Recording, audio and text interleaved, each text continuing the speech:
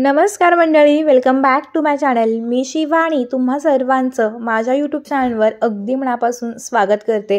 तर आज आपण ज्यावेळी तुम्हाला भाजी आमटी दोन्ही करायचा कंटाळा येतो, अगदी त्यावेळी तुम्ही मस्त अशी रेसिपी बनवू शकता। ही एकच रेसिपी बनवायला तुमचं काम अगदी पटापट होईल आणि त्याबरोबर ही रेसिपी खूपच मस्त आणि अगदी चविष्ट लागते। चला तर मग रेसिपीला सुरुवात करूयात।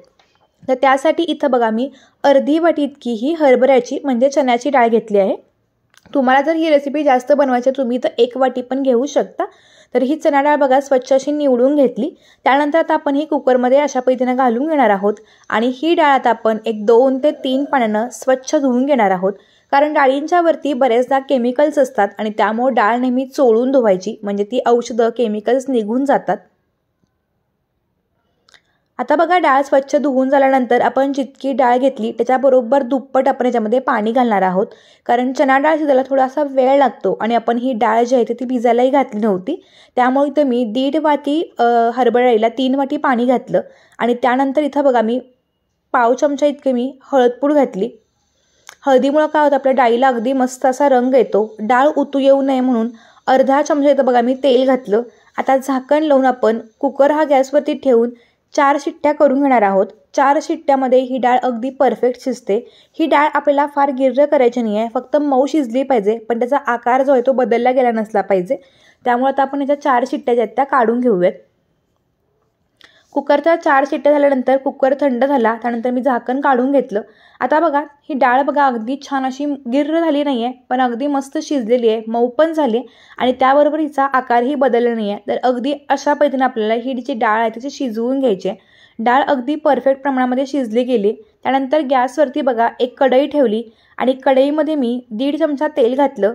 तेल चांगलं गरम झाल्यानंतर अर्धा चमचा जिरे घातले, अर्धा चमचा मोहरी घातले। हे छान फुलल्यानंतर ह्यामध्ये आपण 2 मीडियम साईजचे बारीक चिरून घेतलेले कांदे वापरलेत। हा कांदा आपण गुलाबी रंग येईपर्यंत परतवून घेणार आहोत। तुम्ही जर चॅनलवरती नवीन असाल आणि अजूनही चॅनलला सबस्क्राईब केले नसेल तर प्लीज चॅनलला सबस्क्राईब करून त्यापुढील बेल बटनला क्लिक करायला पण विसरू नका।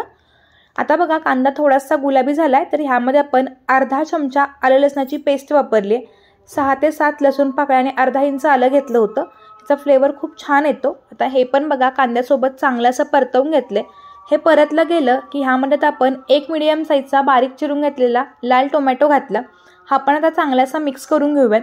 टोमॅटोचा कच्चापणा असतो आणि त्याबरोबर ह्याला थोडासा आंबटपणाही असतो, तो लवकर कमी व्हावा म्हणून आपण संपूर्ण भाजी किंवा लागण्यासाठी सगळं मीठ मी आत्ताच इथं घातले, ज्यामुळे टोमॅटो अगदी पटकन मऊ पडतो। आता हे पुन्हा चांगलं मिक्स करून घेतलं।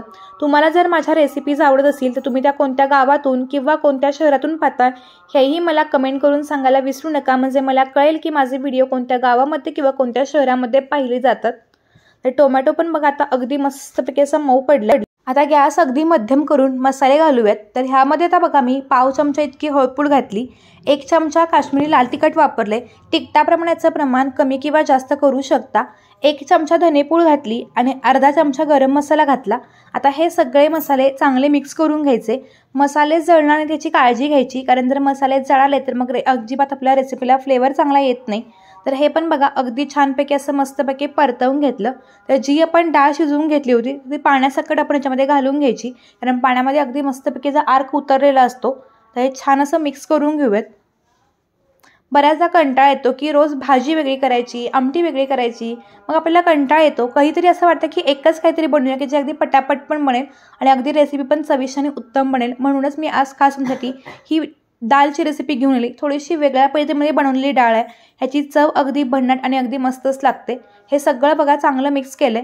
थोडंसं घट्टसर वाटतंय म्हणून त्यामध्ये मी कुकरमध्ये थोडंसं पाणी घालून घेतलं आणि थोडंसं पाणी ॲड करून घेतलं।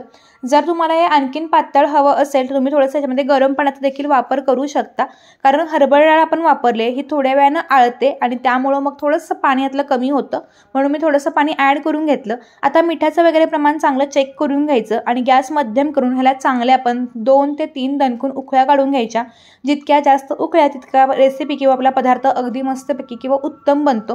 तर अशी मस्तपैकी वेगळ्या पद्धतीने केलेली ही डाळ बघा अगदी छान तयार झाली आहे, अगदी घरातनं घमघमाट सुटलेला आहे। आता आपण ह्याच्यावरती भरपूर सारी बारीक चिरून घेतलेली कोथिंबीर घालून घ्यायची। कोथिंबीरचा फ्लेवर खूप छान लागतो। आणि त्यानंतर आता आपण ह्याच्यावरती सगळ्यात शेवटी मी पाव चमचे इतकी आमचूर पावडर घातली. आमचूर पावडर नसेल तर तुम्ही अर्धा लिंबाचा रस घाला, पण तो फक्त गॅस बंद केल्यानंतर घाला. की आमचूर पावडरचा फ्लेवर ना तो खूप मस्त लागतो. थोडीशी डाळ अगदी चवीला मस्त आणि वेगळी लागते. तुम्ही ही भाजी किंवा आमटी, ही भाकरी, भात कशासोबतही सर्व करू शकता. अगदी मस्त आणि रेसिपी मस्त आहे.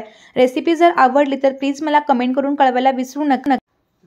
रेसिपी जर करून पाहिले तर ते कसे झाले हेही मला कमेंट करून सांगायला विसरू नका. माझा व्हिडिओ आवडला तरच तुम्ही माझ्या व्हिडिओला लाईक देखील करू शकता, नाहीतर तुम्ही माझ्या व्हिडिओला डिसलाईक देखील करू शकता. चला तर भेटूया एका नव्या आणि इंटरेस्टिंग व्हिडिओसोबत. तोपर्यंत धन्यवाद. Bye bye.